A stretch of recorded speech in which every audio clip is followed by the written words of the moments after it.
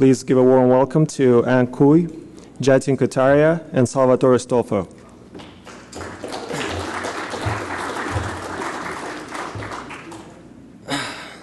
Okay, good morning. Hope everybody's properly caffeinated. We have a lot of information in this slide, in this talk. So, my name is Ang Cui. This is Jatin Kataria. We're from Columbia University's Intrusion Detection Systems Lab, and we're going to talk about recent advancements in reliable Cisco iOS shellcode and rootkit design. This is a turbo talk, so I'm going to talk with maximal turboness, and we're not going to have time to cover prior works, but here's a list of great works done by other folks in this area. Let's talk about motivation. Why do we care? Depending on who you ask and when you ask it, Cisco has anywhere between 30 to 80% of the market share as far as high-end enterprise-level networking gear goes, which means Cisco iOS runs a large portion of our global networking infrastructure. And for the attacker, that means iOS is a high-value target. But for the attacker, things get even better, because iOS is essentially undefended, meaning unlike our general-purpose computer counterparts, right, Cisco iOS has no host-based defense mechanism to speak of, no antivirus, no malware protection mechanisms. And for the attacker, things get even better than that, because iOS is essentially unmonitored, meaning now we do have network-based intrusion detection systems that can monitor the uptime, system utilization, behavior pattern of our networking gear, but none of these things have real internal view of what's going on inside iOS. Which means if you're able to manage to get a piece of malware running inside iOS, and you manage to not use an absurd amount of resources or crash the box, chances are your presence will be very difficult to detect. And of course, Cisco iOS is just a piece of software, and like every other piece of software we're going to talk about this week, it is vulnerable to exploitation. And in fact, we've seen a lot of vulnerability reports, proof of concept shellcodes, and even rootkits for Cisco iOS. But the big question is, why have we not seen the same level of large-scale exploitation of iOS and other embedded systems as we've seen for general-purpose computers? And the answer really comes down to the problem of software diversity. Okay, as FX and others have pointed out, there are something on the order of 300,000 different iOS images in the world, in the wild, and these images vary greatly as far as memory layout is concerned, which means if you design a piece of shellcode to work with a specific version of iOS and you try to use that shellcode on an unknown iOS device out on the network, the memory layout of this victim device will be different from what you expect, and chances are your shellcode is not going to work, and you can probably just end up crashing the device altogether.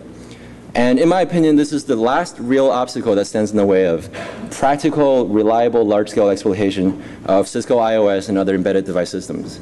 And this is the obstacle that we're going to overcome in this talk in the next 17 minutes. So when we talk about iOS diversity, we're really talking about binary diversity, diversity of the firmware. We're not talking about functional diversity, right? So if you think about it, a router, a switch, regardless of the software revision, they have to do some pretty predictable things. So in a sense, they really represent what I'm going to call a functional monoculture. And here's a good example of what I'm talking about. Regardless of software version, on any iOS device on the admin interface, if you put in the enable command and you put in the wrong password 3 times, a very predictable string is going to come out. It's going to be either bad secrets or bad password. Now, if we have a vulnerability that gives us arbitrary memory modification, memory corruption, we know the exact location of this function inside iOS, we can then go ahead and just patch this function and change the way that the router handles authentication, and that's going to allow us to put in a persistent backdoor. But this is exactly the problem of the diversity issue, right? We have no idea for an unknown iOS device the location of this function in memory. In fact, we don't even know the location of this bad secret string. The only thing we do know is that this string does exist in every iOS image out there. So what do you do in this case? You know, this is something FX talked about 2 years ago.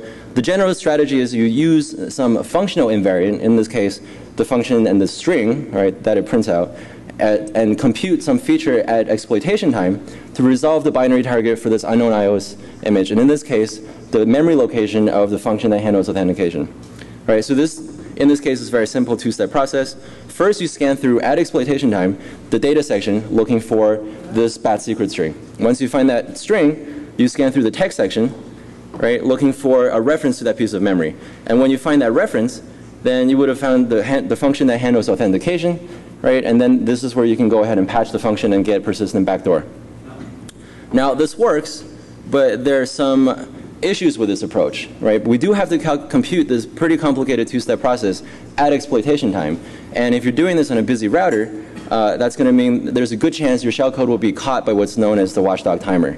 Right? When this happens, your shellcode will be terminated, your process will be terminated, your attempt will be logged in great detail in traceback, both in console and syslog and core dump, and your attempt will fail, and chances are you can even potentially crash the router that you're working with. But there's actually even more subtle problem than just this. Now, suppose our shellcode does execute correctly and we're able to put in a persistent backdoor. That means we already had some vulnerability that allowed us to have arbitrary memory corruption, but the fact that we don't know what the internal memory layout of this iOS image is prevents us from making more modifications to this iOS device, even though we could. And without solving this diversity problem, we're really stuck at this level of exploitation. So that was 2 years ago, and this is now. We're going to show you a new shellcode that we designed that I'm going to call the interrupt hijack shellcode. Specifically, we're going to kill 3 birds with 1 stone with this new design. First, it's going to be faster. Instead of this 2-step process, we're going to do just a single-step process that's going to scan through the text section of the router at exploitation time. Second, we're going to be stealthier. Now, suppose we do have a backdoor that allows us persistent root-level access to this router. You're going to need to access that backdoor through some persistent TCP connection. Now, that's a connection that's going to be logged and monitored by traditional intrusion detection systems. And that's just a piece of evidence that other people can use that can alert others to our presence. In contrast, the interrupt hijack shellcode, you're going to see in a few slides, uses a wide spectrum of different types of protocols that are unrelated, that are process switched. Specifically, we're going to use the payloads of these process switch packets to construct a coherent command and control channel. Doing this will, because these packets are unrelated, traditional intrusion detection systems will have a harder time constructing our command and control channel, so it'll be stealthier and more difficult to detect.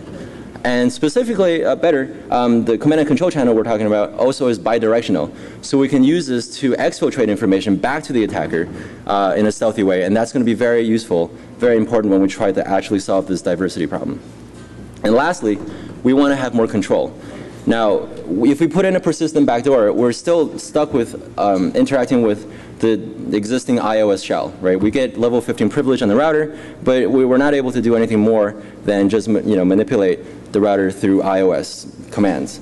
But if we're able to put in a rootkit on this router, right, we already are operating on the supervisor mode on the CPU, which means we can potentially read, write, execute any piece of memory on this router, right? And if we solve the diversity problem and figure out exactly what the memory layout of this device which is compromised is, we can really take advantage of that fact.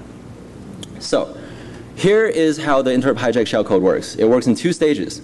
First stage, it unpacks the second stage at a predictable location in memory on the victim router. Then it's going to scan through the text section once of the victim device, looking for the exit points of all the interrupt handlers it encounters. Once it finds that, and this is easy to find on the MIPS platform because that's just a 32-bit fixed pattern. The opcode is ERET, which stands for exception return. Once we find these ERET instructions, we're going to put hooks pointing to our second stage payload. And as a last step, we're also going to calculate a hash of all of the addresses of all the ERET instructions that we've just located. I'm going to call this thing the fingerprint, and this is going to be very important when we try to solve the diversity problem in a few slides, so keep in mind that we have this and think about why we're doing that. Now, once the second stage payload is active in the router, right, we've done something pretty cute. We've just escaped the tyrannies of the watchdog timer forever. Now, our second stage payload can now execute forever on the CPU without being caught by the watchdog timer, and here's why. So imagine your Cisco router, you have hundreds of different processes running, and you have interrupts firing off at all times. Each time any of those interrupts fire off, the appropriate interrupt handler is called. Right? But before the handler returns control of the CPU back to the original process context, we get to now execute a small burst of our second stage payload. And by small burst, I mean anywhere between a few hundred to a few thousand instructions. Right? Because we execute in such small bursts, in the context of many different interrupt handlers, this is not something that the watchdog timer can ever pick up on. And in fact, our CPU load for our second stage shellcode is going to be distributed evenly across all of the iOS processes inside this environment. So a network administrator can come in and pinpoint a specific process that has an abnormal elevated CPU utilization because our load is going to be distributed equally across every piece of code in the system. Now, this is our low-level second stage rootkit that's going to run forever on the victim device, and it's going to allow us to, oh, by the way, didn't tell you what the second stage does. The second stage is going to continuously scan through the IO mem range of our victim router. Specifically, we're going to look at the payloads of process switch packets. And we're going to look for a special 32-bit magic pattern that's going to indicate a command and control request. And that pattern is going to be followed by one of three possible commands: load code, execute code, or exfiltrate data. Now, this is our low-level second-stage rootkit that's going to give us arbitrary access to any piece of memory inside the iOS environment. We're running inside the interrupt handler. We're running at supervisor mode on the CPU. But we still, at this point, haven't solved the diversity problem. We can make modifications to any part of this router, but we have no idea what the memory layout of our victim device is. So this is where the fingerprint that I just talked about comes in. All right, first I'm going to show you how we exfiltrate this fingerprint back. Then I'm going to talk about why this fingerprint solves the diversity problem, and then I think it'll be pretty clear. So I, the attacker, generate a regular old ICMP echo request, a ping message. But inside the ICMP payload of this ping message, I'm going to put in my 32-bit magic pattern, followed by the exfiltration command, followed by the operand that says I want that fingerprint exfiltrated back to me. I send a ping to the administrative interface of my victim router that already has the second stage rootkit running. Usually, right, if the router answers pings, it's going to take this ping message, it's going to copy it into the IO mem of this router, it's going to put it on the RX queue, and because it's punted to CPU in Cisco speak, the CPU is going to come along, parse the packet header, and generate a corresponding ICMP echo response header. It's then going to take the ICMP payload from the request, copy it to the response packet, put that entire packet on the TX queue, right? And then this outbound packet would be then sent out through some physical interface on the wire.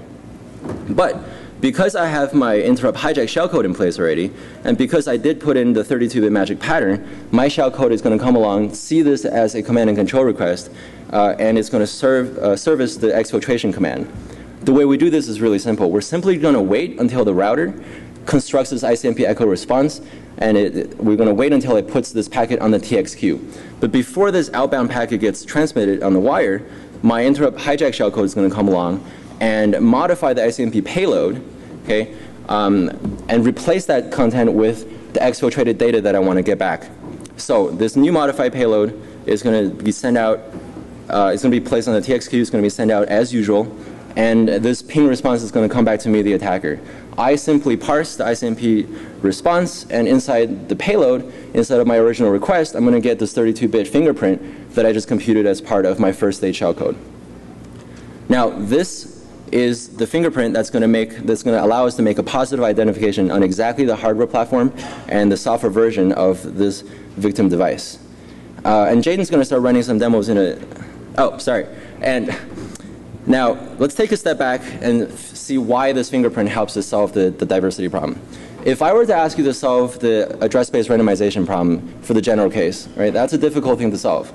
But if I were to scope down the question and ask you to solve ASR for which there are only 300,000 possible permutations, right, then this all of a sudden becomes a pretty trivial thing to solve.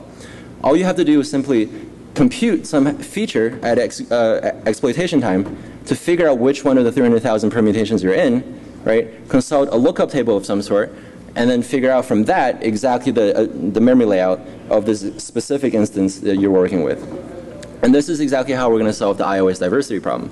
We're going to build a lookup table. This table is going to contain one row for every iOS image in existence, and we're going to compute in an offline fashion the fingerprint, right, or the address of all the ERED instructions hashed for every image in existence.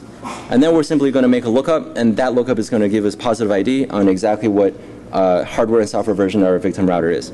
So Jaden's going to show you some really cool demos. We're going to show you this whole thing working from beginning to end on a physical 1841 Cisco router. We chose this because this is the only one that fits in my backpack. We've tested this thing on 7200s and other hardware platforms too. So in theory, this should work on every Cisco router out there. But here's a four-step generalized process of reliable exploitation of iOS, unknown iOS device for out on the network. First part, I trigger some vulnerability, and as the part of my initial attack, I sent along the 400 bytes that represents my first stage and second stage interrupt hijack shellcode. Once that executes, right, the first stage unpacks the second stage starts answering my command and control request.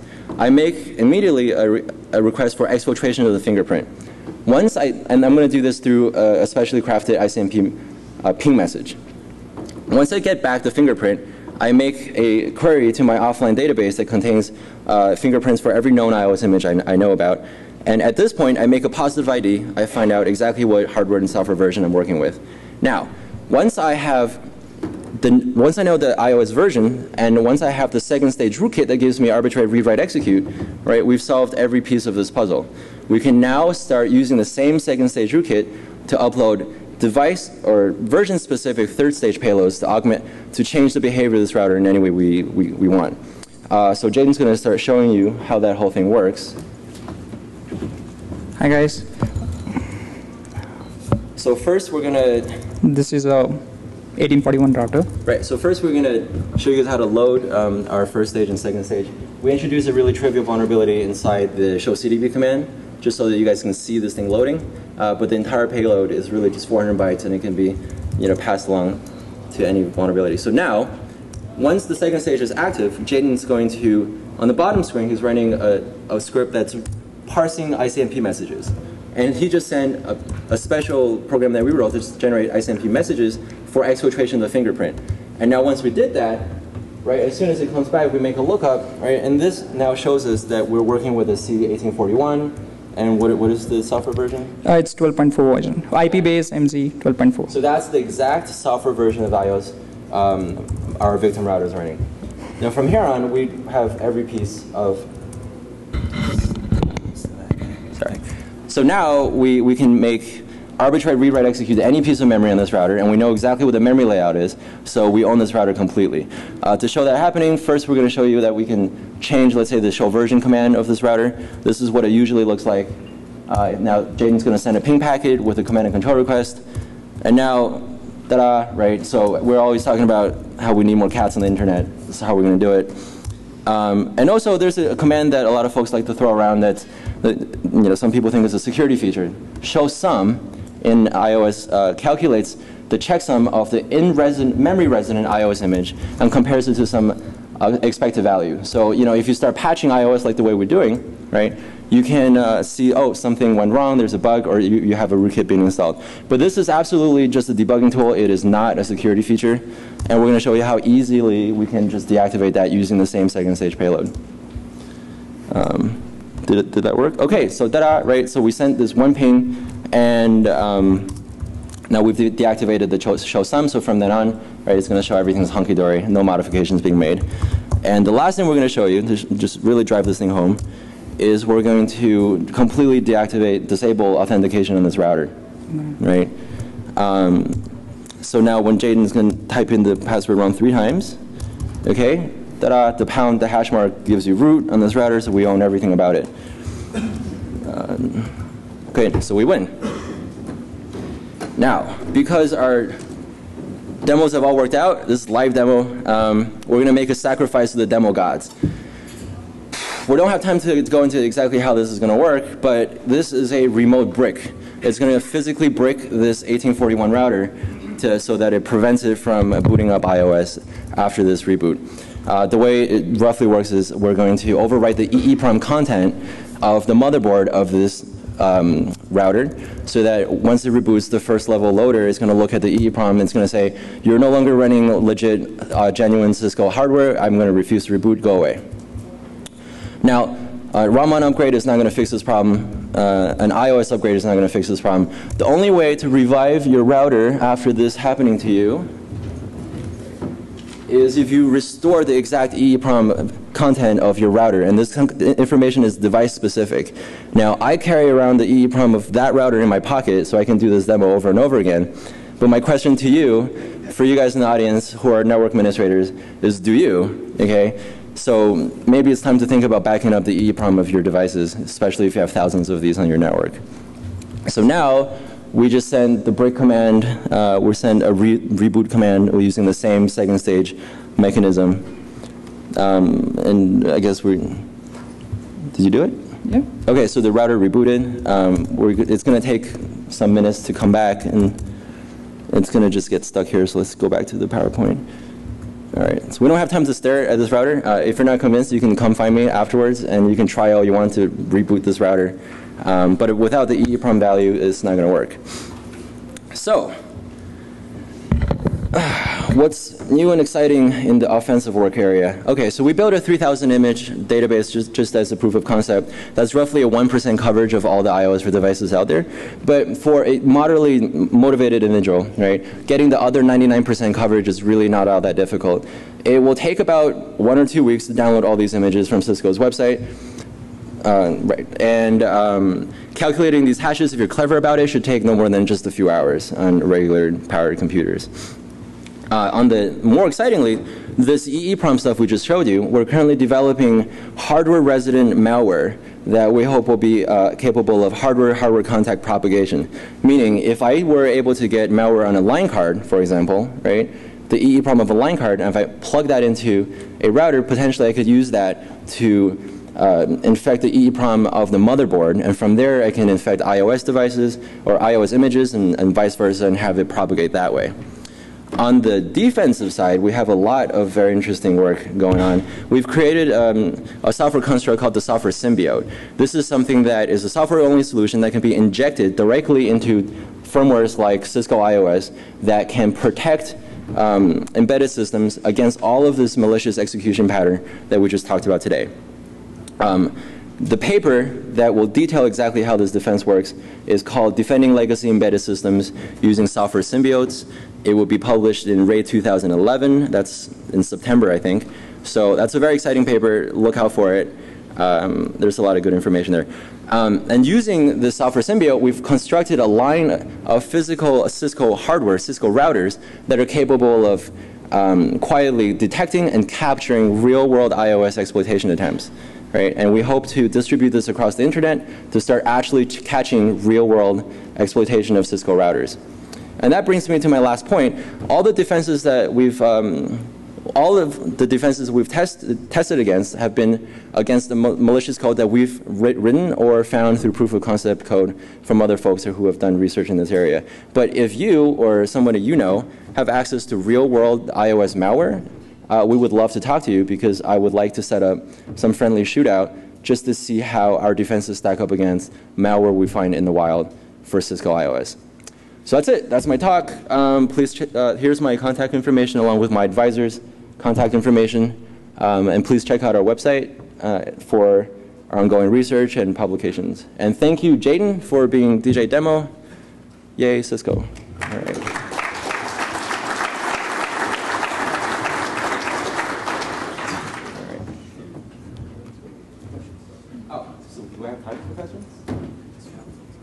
Okay, so I have a few minutes, so you there? So, you guys kind of, it seems like you sidestepped the issue of diversity in the original image. Yes, exactly, right. And that is a difficult problem, right? And there are some things that you can do about it. So there is an easy way, well, I think an easy way to sidestep that problem, but we haven't exactly solved that last diversity problem. So the question is, how do you get the initial shellcode to execute reliably inside the iOS environment? So that in itself is also a diversity problem. But we're currently working on that. We have some good results, but we didn't have time to show anything mature, but maybe in a few months. Right. So just to continue with that question, are you currently using FX's approach where you need to know specific ROM version? No, not at all. So this right here, none of the stuff we're talking about here has anything to do with the Raman version, right? So you're not even talking about that? yeah, we're not talking about that at all. So we're right. So we're not using Raman to get any of the payloads to execute. We're not using Raman to get the first and second stage interrupt hijack to execute. We're simply just looking for the exit points of interrupt handlers, which is very easy to find because that's a 32-bit fixed pattern, right? There's no operands in that opcode, so you can just scan through memory very quickly and find all of them efficiently. Surely that is the main problem that needs to be solved. Say again? Surely the initial entry. Right. So once you have that, okay, if you have a good way to get shellcode to execute reliably, then I would say we have a very big problem here, right? Because then it becomes very trivial to exploit these things. So that's a very good point. That's the last problem we have. So. Is this only available on iOS but not iOS XR? I assume that Yeah. Tried out XR, it didn't work out there? We haven't actually looked at XR yet, so we've just tested this on 2800s, 7200s, this 1800 here, for iOS 12.2 to 12.4, so we haven't looked at XR, but that's definitely something we plan to look at in the future. Is the firmware restore that you're talking about, that DOS attack was done, is that a standard like Cisco support thing that you find on the website, or is that something you get in contact with? Okay, so the way we wrote EEPROM to this motherboard, we're not using a documented iOS command to do it. We're using our second stage rootkit to do that. Because we're running in the supervisor mode, we're able to make modification to that piece of memory. And the way you restore it is you have to use a Raman command that's not exactly documented. It's called priv, right? But before you do that, you have to calculate the cookie password, and you can find information on that online. But if you don't know the actual content of the EEPROM ahead of time, it's tricky getting the password, et cetera. So, but yeah. So have you started building the fingerprint database, and will you be sharing that? That's a question for Sal, my advisor, I think. Yeah. I mean, we are just doing research. So we have no industrial interest in creating an iOS database. But I just want to get the point across that doing this is very simple. You just simply have to download these images and crank it through any modern CPU, which will take care of it in a few hours. I'm curious what you think the impact of iOS 15, where they're going to this universal images on seems like it's simplified. Yeah, I think for that part, Cisco can do a lot of things to improve the integrity of their operating system. So in my opinion, what we're dealing with here is just basically a very rudimentary DOS box, right? There's no memory protection here. There's no memory isolation, right? There's really no concept of process. Everything is cooperative multi-threaded, right? Or multi-processing. So, once you start adding in real modern defenses, like memory virtualization, right? That's going to really help improve the security of devices like this. But for now, these, at least up to 12.4, right, there's no such thing, right? So it's very easy to exploit. Which means if you're able to compromise any piece of iOS, even in non-privilege mode, right, you can get supervisor mode on this router and own the entire thing. So that's, I think, a very significant security problem. Okay, so I got to go. I'm getting the big X. Thank you. Talk to you later.